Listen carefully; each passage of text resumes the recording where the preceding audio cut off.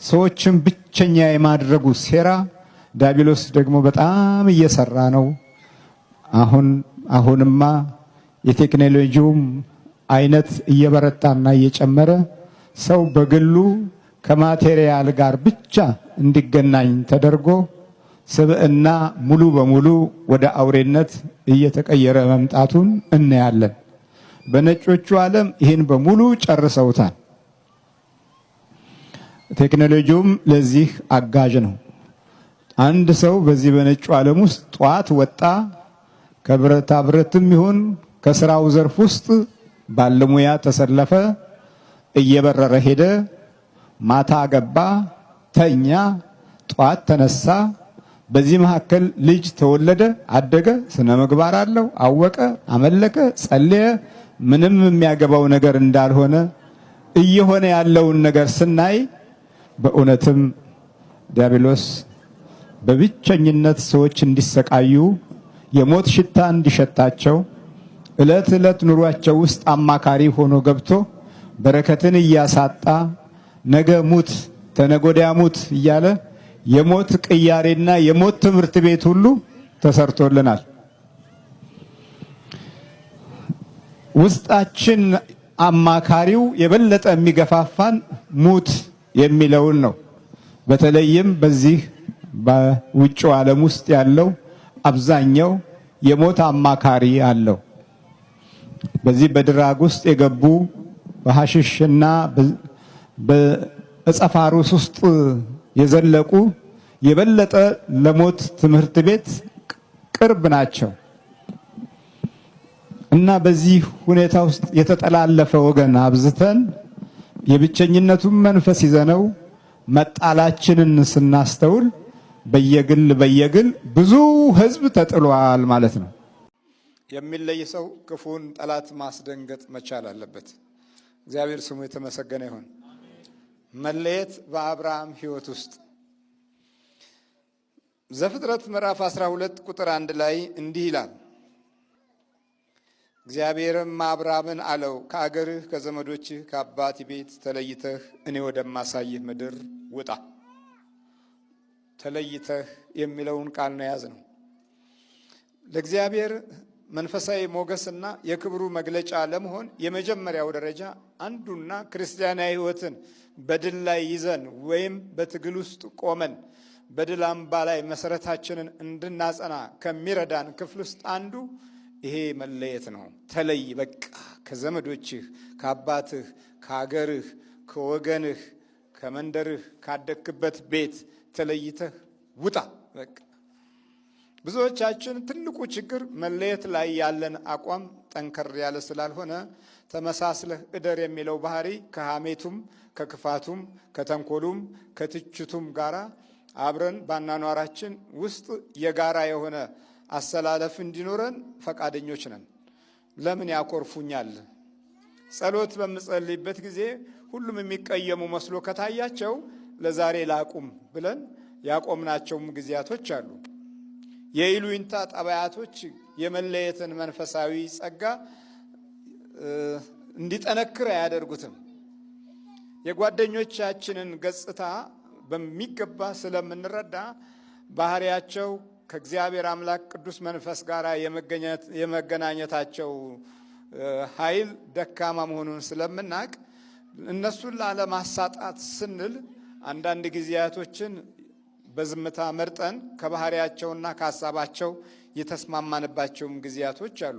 በዚህ ወቅት ዲያብሎስ በእያንዳንዱ ያለውን አካሄዳችንን መረጃ በመሰብሰብ መለየታችን ላይ የቱ ጋር እንቅፋት እንደሚመጣ ግንዛቤ ያገኛል።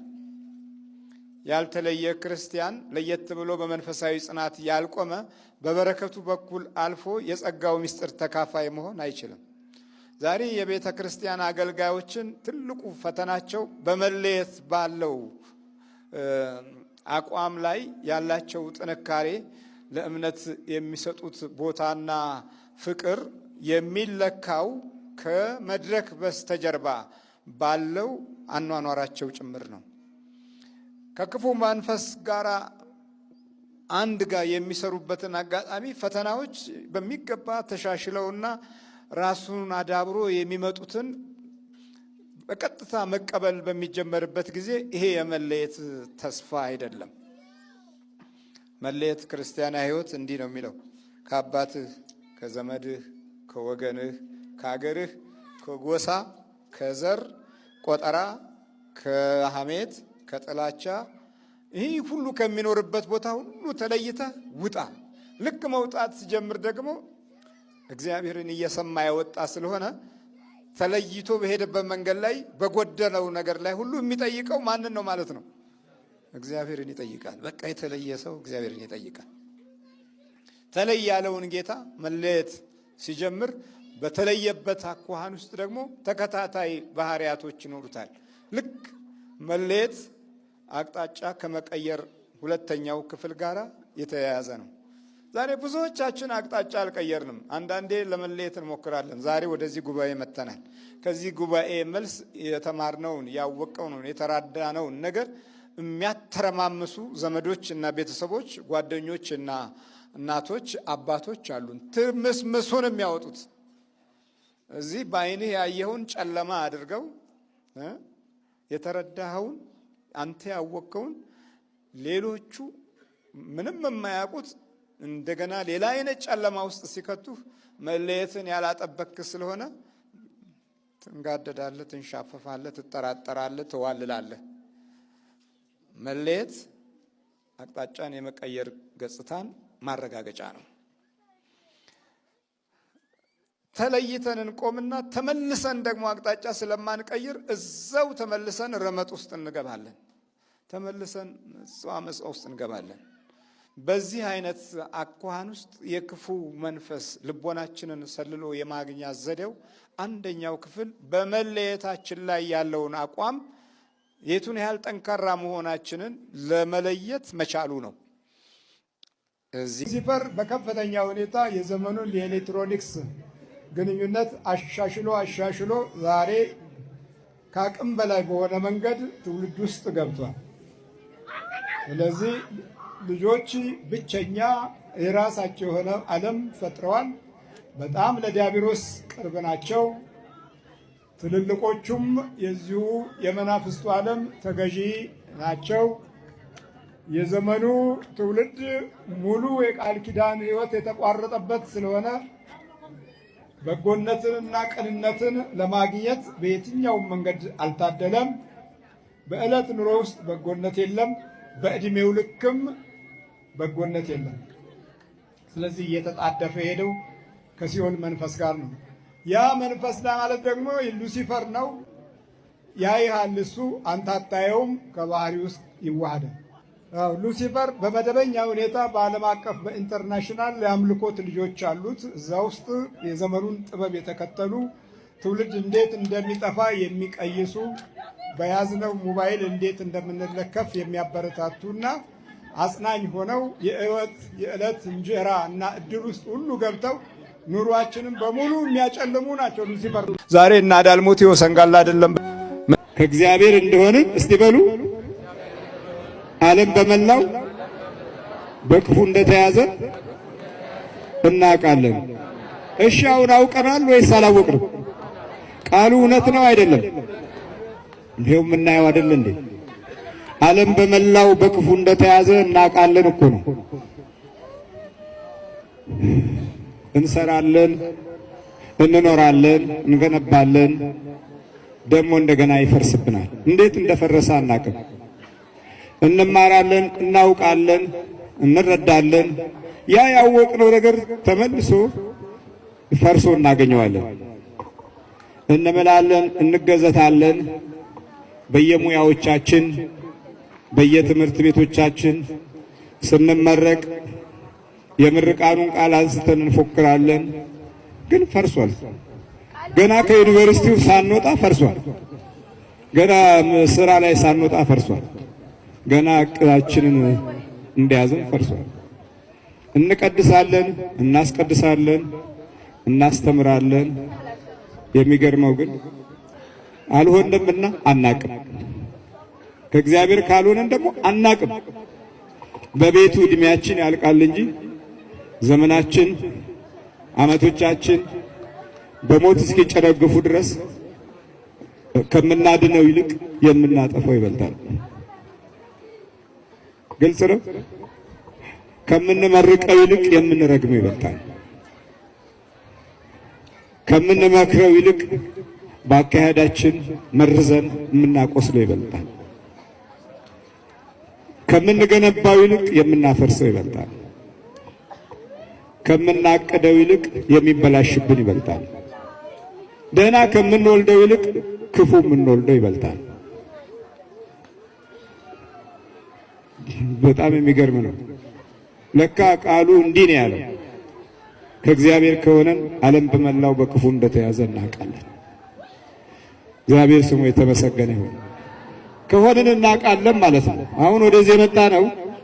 እናንተ እንደመጣችሁት ያልመጡ ሰዎች አሉ። እናንተ እንዳያችሁት ያላዩ ሰዎች አሉ።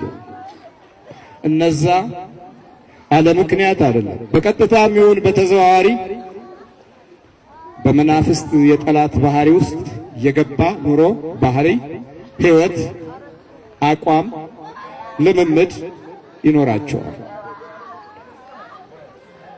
ይህን ያህል ያልተገነዘበ ሰው ስለናንተ መከራ ሊጨነቁላችሁ አይችሉም። ስለናንተ ችግር ሊረዱ አይችሉም። የተጓዝን ክርስትናችንን ይዘነዋል። አልባሳቱ አለን፣ ማስቀደሻው አለን። መቀደሻው ግን የለንም። አይገርም? መቀደሻው ልብ የለንም፣ ውሳኔ የለንም፣ አቋም የለንም። ነገ ተነገ ወዲያ እያል ካህኑም ቆይ እስቲ አንተ ቶሎ መቁረጥ የለብህም ይላል። ከቆረብክ እኮ አሁን ጥሩ አይመድልም ይላል። የለም የማሁስ ላይ ነው ያለ ነው። አየህ ኑሮህ እንዳይገለጥልህ የህይወት መንገድህ እንዳይበር በውስጥ በኩል ሰላም እንዳታገኝ ሁሉንም አተህ እንኳ የውስጥ ሰላም እንዲኖርህ ዋናው መጀመሪያው በህይወት ውስጥ መገኘት ያለበት ኃይል ከራቀ ኃይልህ ምንም ባዶ ይሆናል፣ ከንቱ ኃይል ይሆናል። ደክሜ ባዶ ሆንኩ የምንለው ለዚህ ነው። ሮጠን ምንም ያገኘነው ነገር የለም የምንለው ለዚህ ነው። ከሱ ጋር ሆነህ ግን ከሆነ የሮጥክበትን ነገር ታየዋለህ፣ ይገለጥልሃል። የድካምህን አቅጣጫ እኛ እኮ ቀምሰነው ነው የምንነግራችሁ። ሳንቀምሰው እኮ ቢሆን ኖሮ አዎ ምንም በሌለን ጊዜ አንድ ጊዜ ባለቤቴ ኪሴ ባዶ በነበረበት ጊዜ 50 ሳንቲም ሰጠችኝ። ዘዋይ ነበርና 50 ሳንቲም እሷኑ ከኔ በጣም ያነሰ ሰው እርቦት ዳቦ ራበኝ ሲል እሷኑ ሰጠሁት። ለምን ሰጠህ ብላ እሷ ጮኸችብኝ። ያችኑ 50ዋን እኮ ነው እሷ ስትሄድ የረገጠችው 10 ብር አገኘሁ። በየመንገዱ እኮ ያስተምረናል።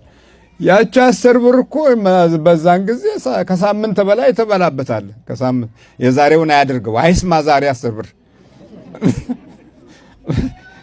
ይህንን ስናገር 10 ብር ሰምቶ እንዳይቆጣ ነው። አይስማ መስሎን የምንኖርበት ክርስትና ዋጋ አስከፍሎናል። እንዲሁ መስሎን ጠቋር ከእናቶች ጋር ቁጭ ብሎ ልጅ እያየ የእናቴ ውቃቢ እያል ጠባቂ መልአክ መስሎን ነበር።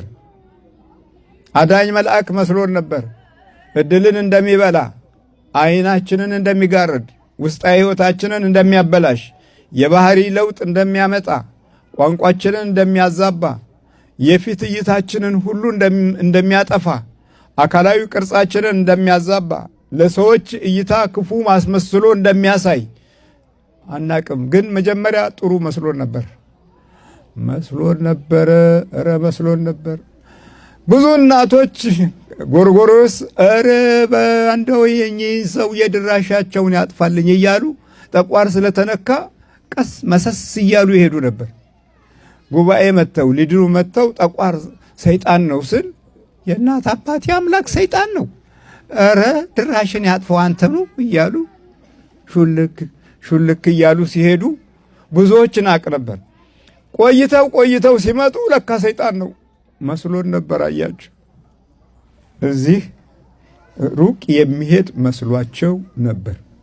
እግዚአብሔር ቅርብ እያለም ሩቅ ያለ መስሏቸው ነበር። ይሄ ነው ችግራችን። በመሰለኝ የኖርንበት ኑሮና በፍልስፍና ደባልቀን በሳይኮሎጂ ሐሳቦች ሁሉ ውስጣችንን ብዙ ቦታ ላይ አጥፍተ ነው ወይም በቴዎሪ ዓለም በክለ ነው በመሰለኝ የኖርነው ኑሮ ያሳየን ነገር ውርደትና ውድቀት ነው። ሃይማኖት የሚመጣ ምቃቅም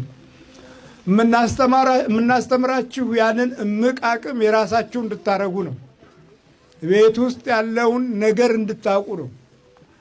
ልጆች ላይ ያለውን ነገር እንድታውቁ ነው የምትማሩት። ቤተሰብ ላይ ያለውን ነገር እንድታውቁ ነው።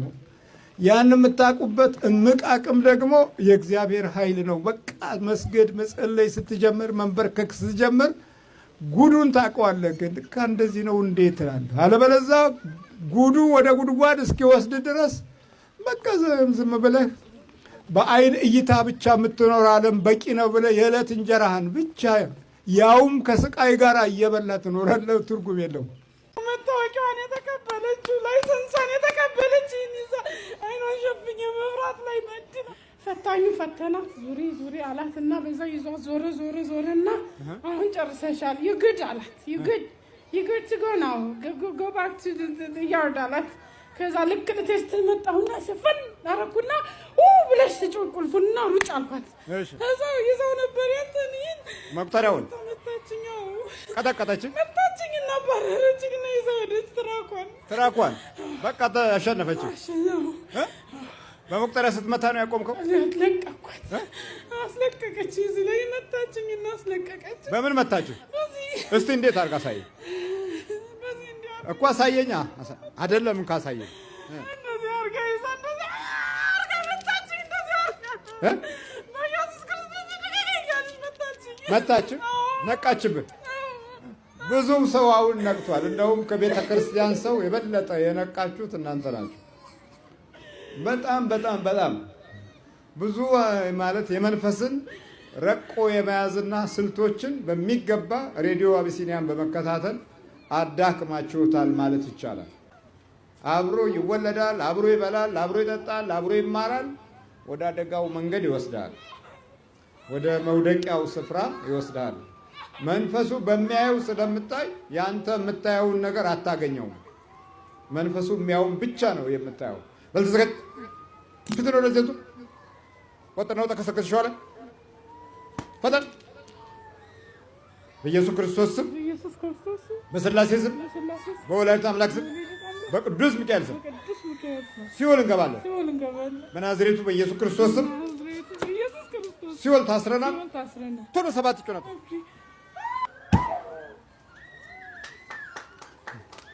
እግዚአብሔር ይመስገን።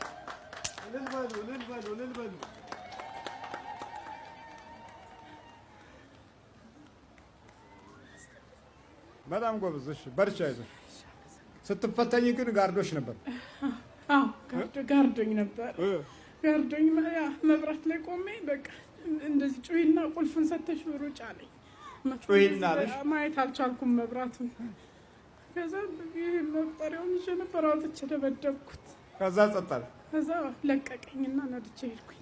አይገርምም? በጣም አዳም ወዴት ነህ ያልከኝ በፍቅር ድምፅ ፈለከኝ። አልብሰኝ ነጩን ልብስ እወድሃለሁ ኢየሱስ፣ አከብረሃለሁ ክርስቶስ።